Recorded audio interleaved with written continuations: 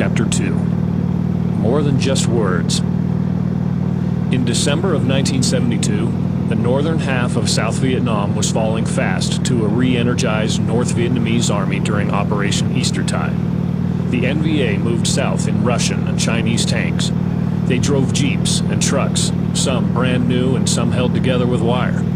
They pushed rocket-burdened bicycles down dirt trails and eventually into the villages.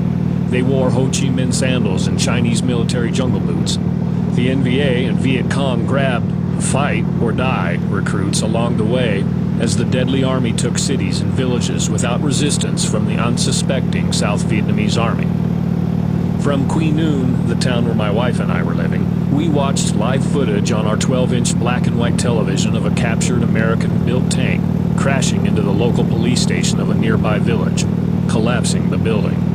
We saw live footage of burned and mutilated bodies lying in ditches. The charred bodies still smoldering, some still moving.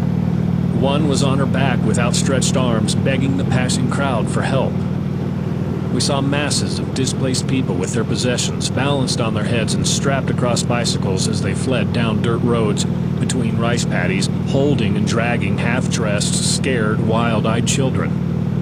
The NVA had taken the major city of Pleiku, just a few miles northwest of Quy Nhon, and we knew we would be one of the next dominoes on their way to Saigon.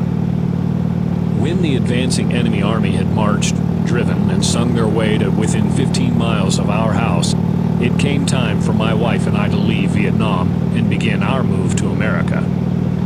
I was a civilian working in a Class 6 military supply depot that was charged with supplying the nearby South Korean army with smokes and writing paper. To keep the NVA from the American Marlboros and Colgate toothpaste stored in the warehouse, we turned the supply compound into shambles by giving everything away to the local Vietnamese that worked for us as laborers in the warehouses. Hai had less than an afternoon to gather the little things from our small two-room house in downtown Quy Nhon and meet me at the airfield where a C-130 cargo plane picked us up that evening. Hai and I didn't have a chance to tell her father, Liu Jiawei, when and how we were leaving Vietnam. He knew we were living in Quy Nhon, but it was too far away for him to visit, and because of the renewed fighting, it was rather dangerous to be traveling. There was so much we wanted to tell her father, but there was neither a good way nor a good time to say it before we left.